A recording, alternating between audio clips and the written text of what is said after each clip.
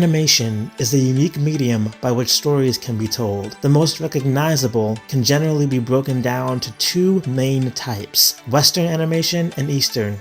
Individualism is reflected in the storytelling approach of Western animation, whereas collectivism is reflected in the storytelling approach of Eastern animation, most notably in the character development within the story. Today we're going to be discussing shows created by one of each type: the Japanese manga turned anime Naruto, created by Masashi Kishimoto, and the American Nickelodeon television series Avatar: The Last Airbender, co-created by Michael Dante DiMartino and Brian Konietzko, with Aaron Ahaz serving as head writer of the series.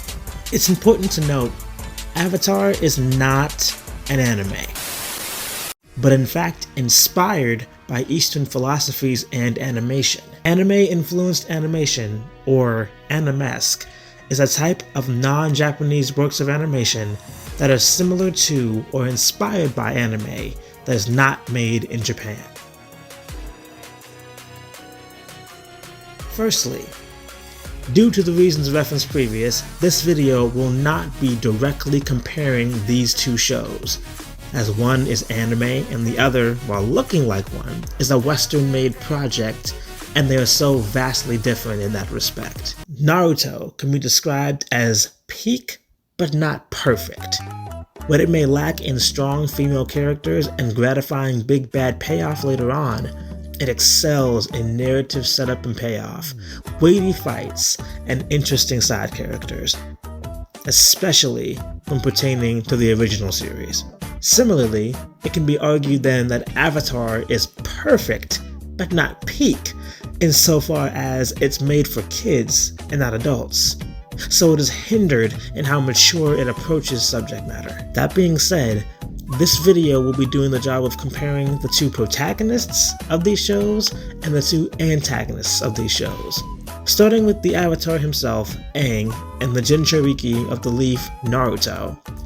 Both characters begin their respective series as children, are able to grow up, and have gained a worldwide following by fans on both sides of the globe. Naruto is notorious for having inspired countless cosplay, fan-made projects, and memorabilia in the West, and sold countless manga in Japan. Avatar: The Last Airbender, while becoming a phenomenon in the West, was not particularly popular in Japan and South Korea. While the show has a dedicated fan base in these countries, it did not achieve the level of mainstream success that it did in the United States. If we were to compare these two characters, it's worth noting both protagonists boast wind-based abilities, share tragic backstories, and their purposes task them with bringing peace to the world. Both experience bouts of intense anger, and even come on the verge of losing themselves if not for their connections, friends and family being there to endure it with them. However, these characters are indeed very different as well. Naruto is more bloodthirsty and willing to kill if the situation permits, part of his training as a ninja to defend the Hidden Leaf Village.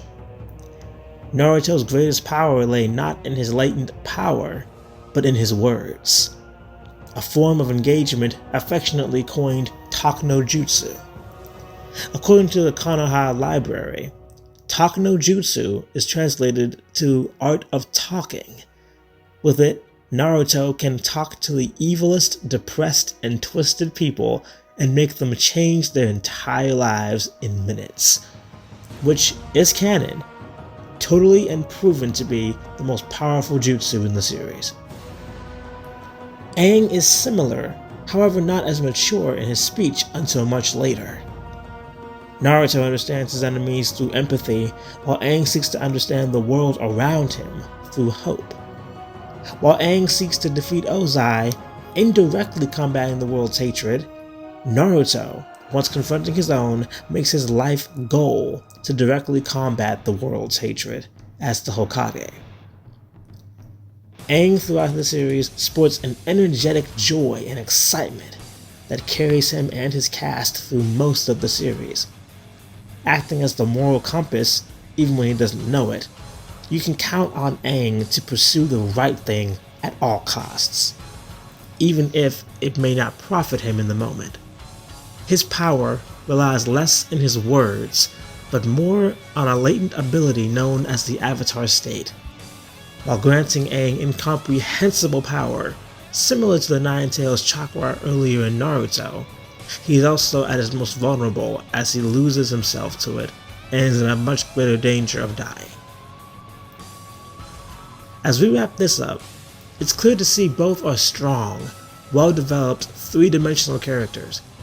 However, Naruto, through his words, endurance, and resolve, proves himself, in my opinion, a more superior protagonist.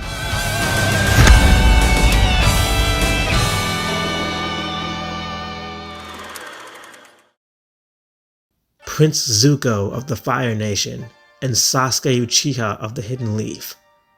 Both characters also begin their respective series as children, 16 and 12 respectively, and when comparing these two characters, Zuko and Sasuke both fall victim to a cycle of violence, a lack of healthy family conflict, and lack of paternal affection. But maternal support did exist for each character.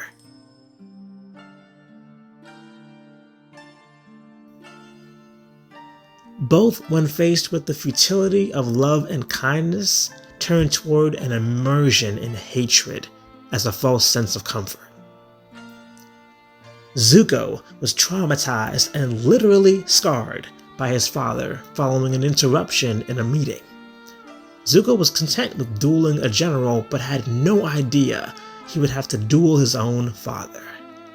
Sasuke similarly was traumatized and forever changed by his family, this time coming in the form of his only brother, Itachi Uchiha. Both had passive fathers that favored their more talented children, and mothers that displayed unconditional love towards them. This, however, wasn't enough to keep them from falling into despair. Where Zuko and Sasuke differ, I feel, is in how they allow their trauma to inform their lives as adults. Where Zuko learns to accept his place in society, leaning on his friends and doing his best to acclimate to society, Sasuke isn't blessed with the same ease of transition. Not only is he a pardoned war criminal, but he technically has chosen a life of solitude long after it was deemed necessary he stay away from the Leaf. The self-imposed exile and distance from the Leaf makes him feel that much more foreign and hard for Naruto to read. So, as an antagonist, Sasuke edges over Zuko in this respect. Thank you for watching.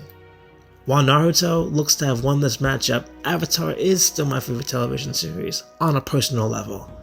Which character or show do you prefer? Let me know. And until next time, may the Lord bless and keep y'all. Peace and deuces.